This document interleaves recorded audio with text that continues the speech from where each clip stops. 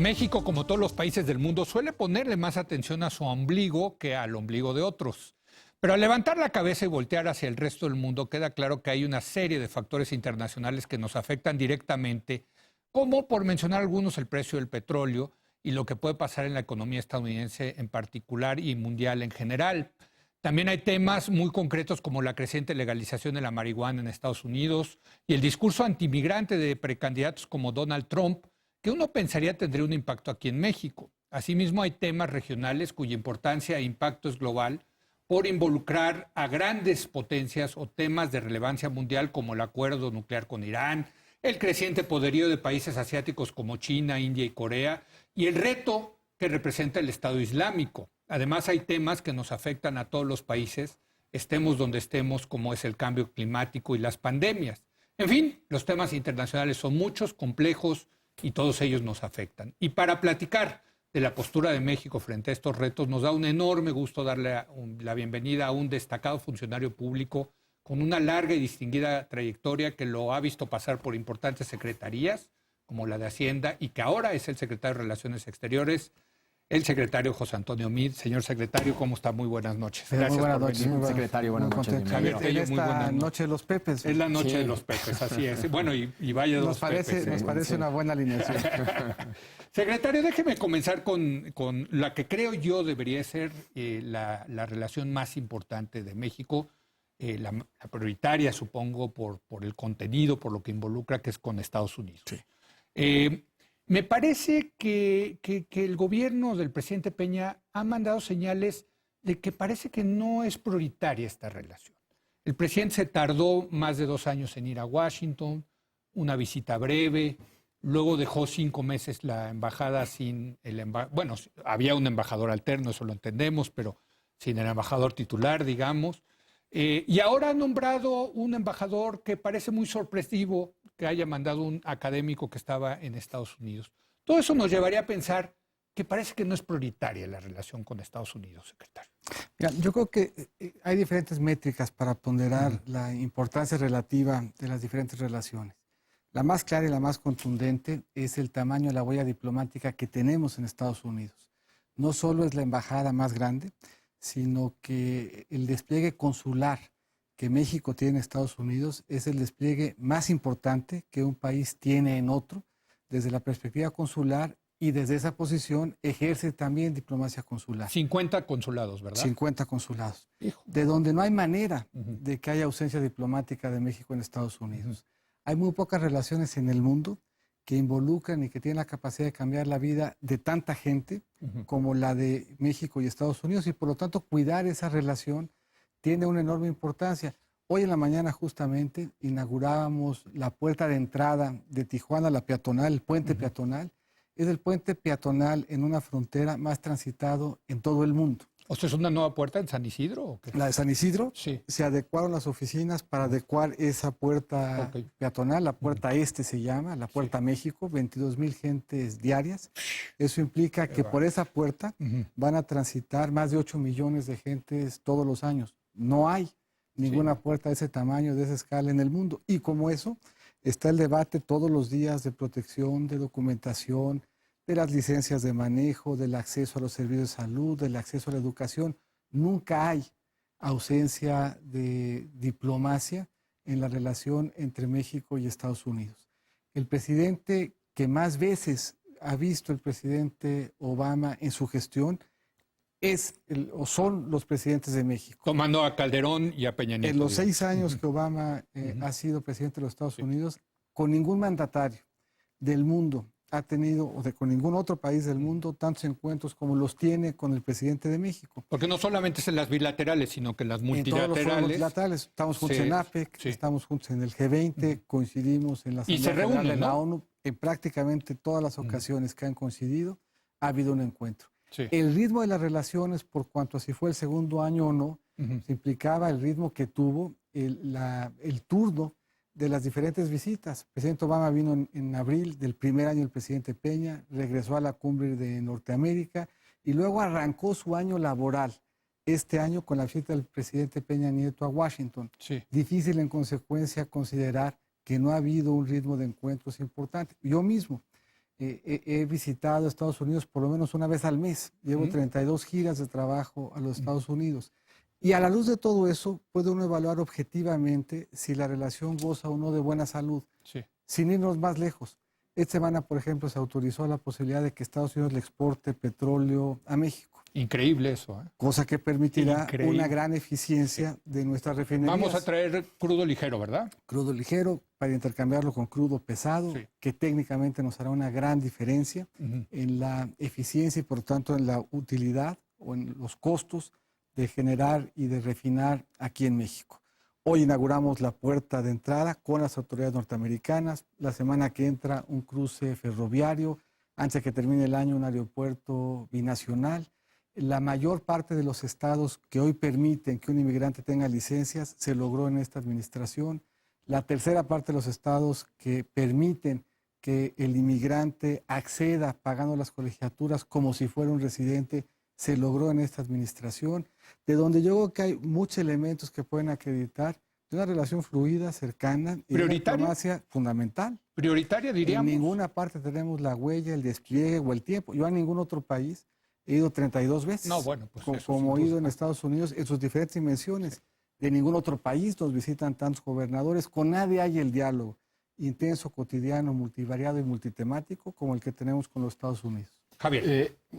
Señor secretario, creo que queremos hablar también del nuevo embajador, si es ratificado por el Senado, quien será nuestro nuevo embajador.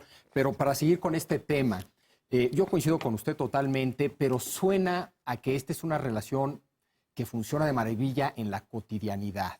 Pero yo le preguntaría, ¿cuál es el sello que quiere dejar esta administración en esa relación que es cotidiana y funciona bien en esa cotidianidad? ¿Cuál es el proyecto? Déjame discrepar. Sí. Nada de esto que platicamos es cotidiano. Que Estados Unidos levante la posibilidad de exportar petróleo no es cotidiano. Que Estados Unidos permita que interconectemos nuestra red de ductos con la de allá para abastecer de gas al centro, al norte, al noroeste del país no es cotidiano. Que se autorice el uso de licencias después del entorno antimigrante que habíamos visto no es cotidiano. Que el presidente americano arranque su sesión del año con el presidente de México en los Estados Unidos no es cotidiano. Entonces, es cierto, lo que es cotidiano es una relación comercial súper intensa. No es cotidiano que tengamos aeropuertos binacionales. Eso implicó también un permiso ¿El binacional va a ser el de Tijuana? El de Tijuana. ¿Y va a ser como llegar a Estados Unidos? Digo, para entender, ¿no? Va a ser, ahí yo creo que fue un proyecto de gran ambición y audacia. Se compra un predio adyacente al aeropuerto de Tijuana. El aeropuerto de San Diego es un aeropuerto que está saturado y que tiende a ser caro.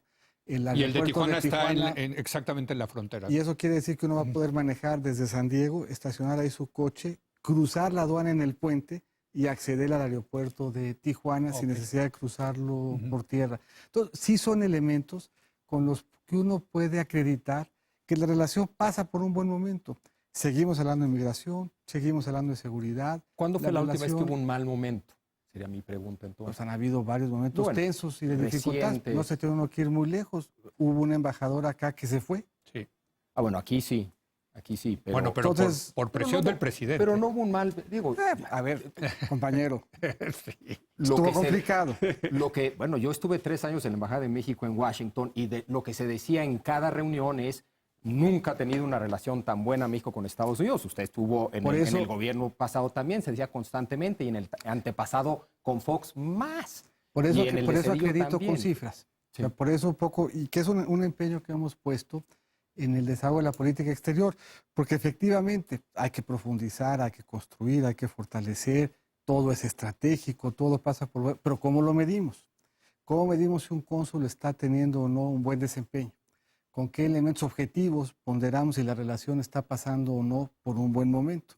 Y yo creo que aquí uno puede apuntar, tenemos un diálogo económico de alto nivel, que preside el vicepresidente americano, acá preside el secretario de Hacienda, que se reúne periódicamente y que revisa temas que no lo teníamos antes, es un avance. Tenemos un foro bilateral de educación superior, hay pocos mexicanos que tengan experiencias académicas fuera, se duplicaron el año pasado, es un avance relevante. Pero quizá, secretario, a lo que vas, Javier, si lo entiendo bien, es el gran proyecto, digamos, que cambió la relación México-Estados Unidos fue el Tratado de Libre Comercio, ¿no? Ahí sí hubo un proyecto muy claro de acercamiento entre las dos naciones. Desde entonces, bueno, se ha venido profundizando desde luego la relación cada sexenio, etcétera.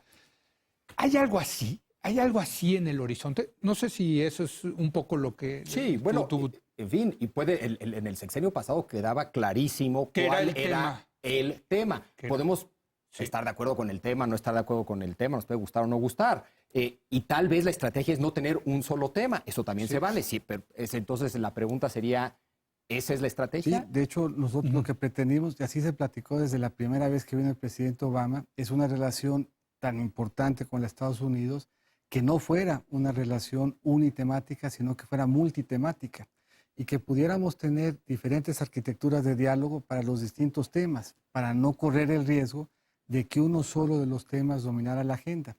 Y de ahí la importancia de que cada espacio de diálogo tenga su arquitectura, sus interlocutores, avance, se puedan revisar los avances de manera concreta y periódica.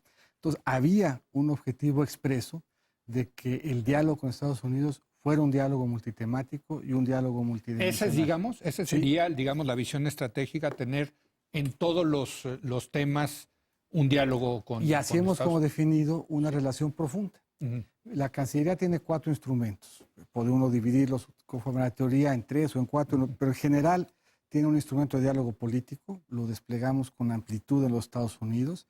Tenemos instrumentos de promoción cultural, económica, turística, los desplegamos en toda nuestra red consular de manera cotidiana en los Estados Unidos. Tenemos un espacio de protección, que es parte de lo que la Cancillería hace. Y en los Estados Unidos, cuando un mexicano ve la bandera ondear en un consulado, sabe que ahí se le puede dar un espacio de protección.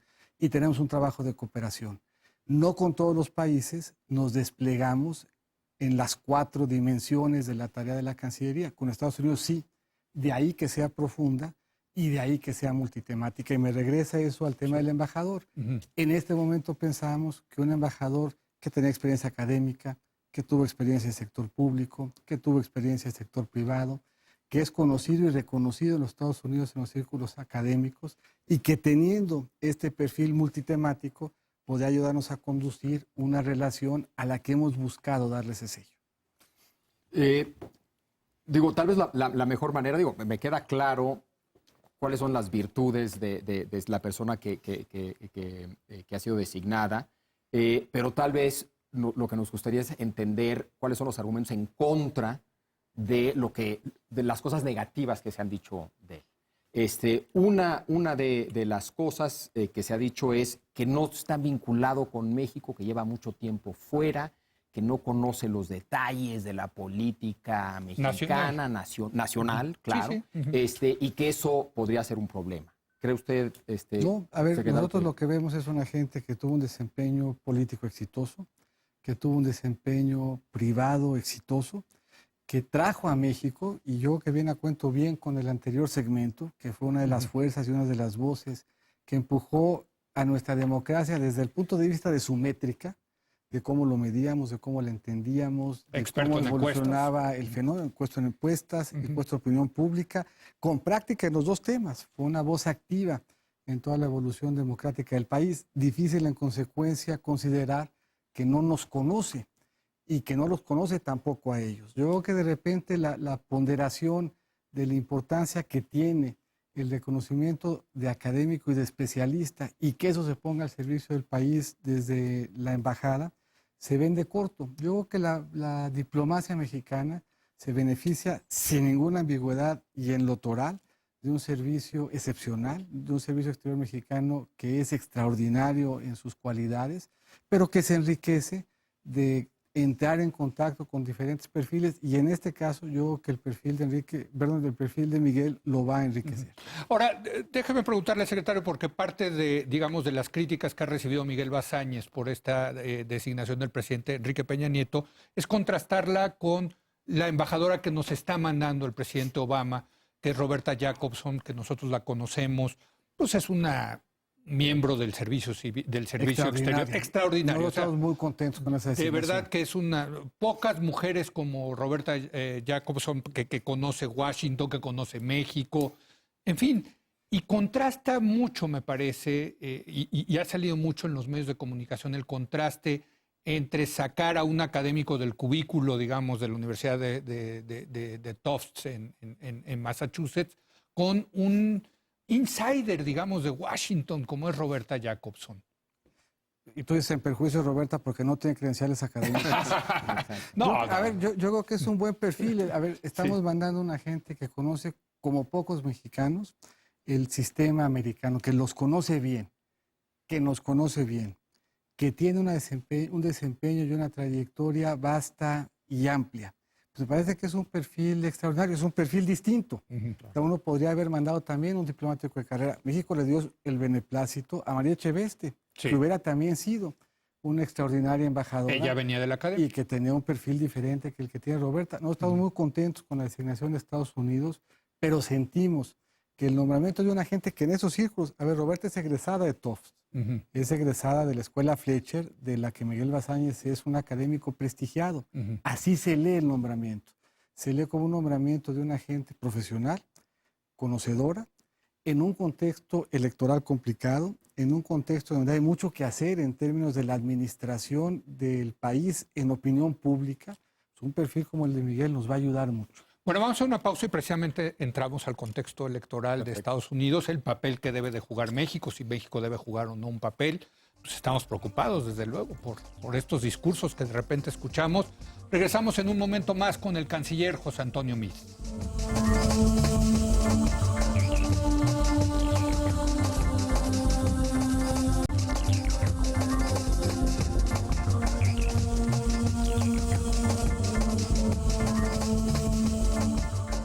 Regresamos con el secretario de Relaciones Exteriores, José Antonio Meade. Estamos hablando de los retos que enfrenta México. Apenas seguimos en Estados Unidos, pero bueno, secretario, Donald Trump, qué barbaridad. Es una cosa, este discurso, yo creo, y sí lo puedo decir porque yo soy comentarista de televisión, es un discurso racista, es un discurso tremendamente polarizador, nada benéfico para la relación México-Estados Unidos, etcétera. Y ahí sigue, por cierto, arriba en las encuestas del Partido Republicano. ¿Qué puede hacer el gobierno mexicano? Porque por otro lado, pues es las elecciones internas de Estados Unidos, ¿no? Nosotros también hemos dicho que consideramos que el discurso es racista, prejuicioso e ignorante. Lo hemos señalado con toda puntualidad en diferentes foros. Nos parece que toca hacer ese posicionamiento con sobriedad y con claridad, porque pensamos que ni con la relación con México ni con otras, porque se ha ocupado además de ofender a diferentes sectores, cabe en la política, ni en Estados Unidos, ni en México, ni en el mundo, un discurso que tenga esas connotaciones de racismo, de ignorancia y de prejuicios. Habiendo dicho eso, efectivamente la participación del gobierno como un actor en ese debate, tampoco sentimos que sea lo correcto, pero nos alienta que la reacción frente a ese discurso de la sociedad civil de la que hablabas hace un rato, de la comunidad migrante y de la comunidad de negocios y del resto de la clase política, ha sido una reacción que alienta y una reacción en la que cuenta unas esperanzas. Negocios que se le han cancelado, figuras que han puesto distancia, políticos serios que han hecho señalamientos parecidos al nuestro en el sentido de que no ha lugar a un discurso de ese tipo. Ojalá esas sean las voces que prevalezcan en esa contienda. A mí lo que me preocupa, además de Donald Trump, es que el resto no está mucho mejor. Fuera de Jeb Bush, que es el único de los republicanos, claro. Fuera de Jeb Bush, que tiene un discurso sorprendente en el contexto republicano hoy por hoy, sí lo llamaría promigrante. Fuera de él, si no es él, estamos en problemas. En cuanto al tema, sí ganan los republicanos, en cuanto al tema migratorio. ¿Hay una preocupación de ustedes? ¿Tiene sentido apoyar abiertamente a Hillary o a Jeb Bush, dado ese contexto, o lo mejor es no meterse? Yo creo que desde el punto de vista estrictamente de gobierno, por lo correcto es, como en este caso, cuando hay un discurso que ofende, señalarlo, pero ser respetuoso del proceso político allá. Ahora, siendo eso cierto, lo que también es cierto es que los hispanos, como grupo, como voz, se ocuparán y jugarán un papel cada vez más relevante. Diferentes analistas estiman que para que un republicano sea exitoso en la contienda requiere tener por lo menos entre el 43 y el 44% del voto hispano. Eso le da a los hispanos una voz que probablemente no tendrían en otras elecciones y que se han manifestado cada vez con mayor fuerza. Y muchas de esas voces pasan y están cerca de México. Recién estuvo aquí en México, por ejemplo, el presidente del Senado de California, que es de origen mexicano. Y han habido en medio de este ruido algunas otras notas interesantes. Vino el gobernador de Arizona. Hacía muchos años no venía un gobernador de Arizona a México con un discurso como el que tuvo Ducey aquí. Viene pronto el gobernador de Texas. Hace mucho tampoco que no nos visitaba un gobernador de Texas. Estuvo el de Minnesota, que tenemos un comercio importante. Vino Chris Christie, el gobernador de New Jersey. Estuvo Jerry Brown. O sea, en términos generales, aquellos estados con un alto contenido de hispanidad, con un número importante de latinos, están cambiando el discurso y la política pública en favor de un entorno de mayor integración que nosotros en la práctica vemos bien y vemos mejor que se dé en este contexto de discursos que polarizan. Déjeme seguir con el tema de Estados Unidos rápidamente. ¿Cómo tomó Estados Unidos la fuga del Chapo Guzmán? ¿Cómo fue todo ese proceso? ¿Le habló el presidente Peña al presidente Obama a informarle? ¿Le tocó a usted, al procurador? Digo, porque para ellos es uno de los criminales más buscados. Creo que está dentro de la lista del FBI de los más buscados. ¿Cómo ha sido ese proceso? ¿Y cuál será el secretario? impacto? Sí. Yo creo que la evolución de la política de seguridad de México no se da sobre la base de un solo punto en el tiempo, sino que se da sobre la base de trayectorias y de tendencias. Hacia principios de la administración se identificaron 122 blancos, muy coincidentes con blancos que preocupaban también en Estados Unidos. O sea, son personas aquí. Sí, 122 gentes metidas en el crimen organizado, metidas en la delincuencia, que generaban preocupación particular en México, entre los que estaba el Chapo, el Z40, el Z42, los Beltrán.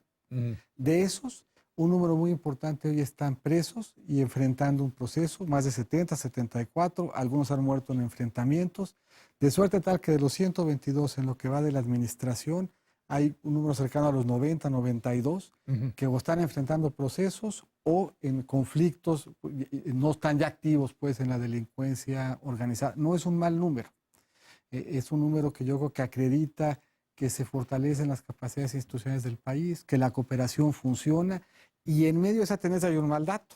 Pues lo del Chapo es un muy mal dato, pero es un mal dato que tiene que entenderse y que se entiende en el diálogo cotidiano, en el marco de una coordinación que ha sido buena, de una cooperación que ha sido exitosa y de un desmantelamiento pero progresivo no se enojaron, que funciona. A todo el mundo nos frustra. Se enojaron ellos, nos enojamos nosotros. Fue muy lamentable lo que sucedió.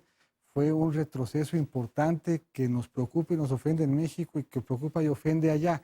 Pero si en términos de la relación y en términos de la evaluación de la estrategia, no es una evaluación que descanse en un punto en el tiempo, sino que se da en el contexto pues, de ya casi 3 años de una coordinación que ha funcionado. Se lo pregunto porque en el pasado debate de los republicanos, no se tuvo oportunidad de verlo, buenísimo, muy buen debate, por cierto. El junior y el senior. Sí, exacto, se mencionó al Chapo Guzmán, o sea, que se escuche en un debate. Se mencionó como 5 veces México y una vez el Chapo. El Chapo. A ver, si es un tema. O sea, sí es un punto, y es un punto relevante. Y yo creo que no hay que minimizarlo, pero la evaluación de la relación con los Estados Unidos no se da en el debate y no se da por las instancias que están debatiendo. Entonces, si uno pregunta por la salud de la relación y por la evaluación que se hace de la cooperación, la salud y la evaluación es una salud y una evaluación exitosa en donde se comparte la frustración de un muy mal dato que es la fuga del Chapo, pero que se contrasta con una buena tendencia, con una cooperación que ha sido exitosa y que sobre la base de la cual esperamos seguir dando buenos resultados en un contexto en donde no solamente el combate a la delincuencia organizada, sino también la violencia se mueve como tendencia en una dirección que también ofrece espacios de optimismo y de una buena evaluación. Otro tema para seguir dentro de seguridad en general, otro tema que irrita por lo menos a algunos aquí en México en nuestra relación bilateral es que mientras que nosotros perseguimos a gente que planta y trafica marihuana, allá la están legalizando.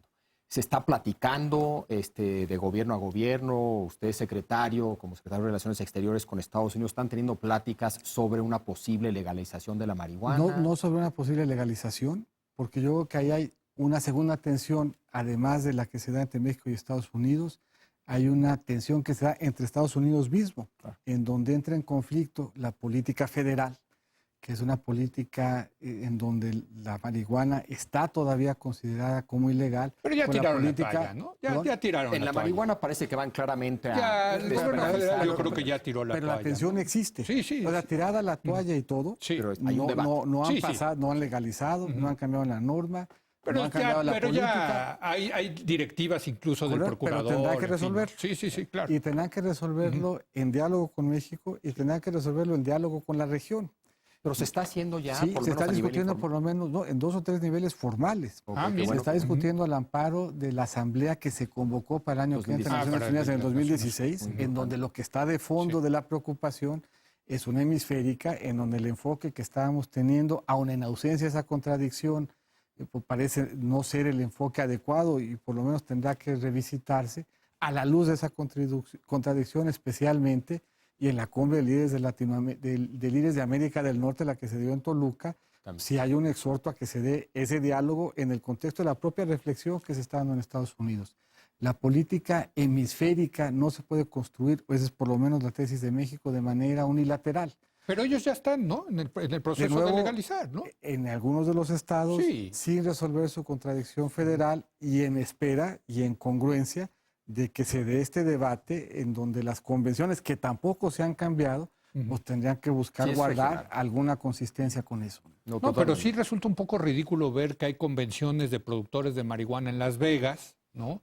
Y buscando mecanismos de financiamiento. Y lo tiene uno no de- solamente en Estados Unidos, Sí. pasó también en Uruguay. Sí, sí. O sea, sí es un debate vivo. Claro. Y es un debate del que no puede estar ausente México y que no puede estar ausente la región de un fenómeno que sin ninguna ambigüedad rebasa a nuestras fronteras y exige que nos coordinemos. ¿Y es la Secretaría la que está llevando a cabo, digamos, estas, o es la Secretaría de Salud, o es a quién dentro del gobierno mexicano está llevando ese debate? Por cuanto a la Asamblea se refiere, Sí. la Secretaría hace cabeza. Sí.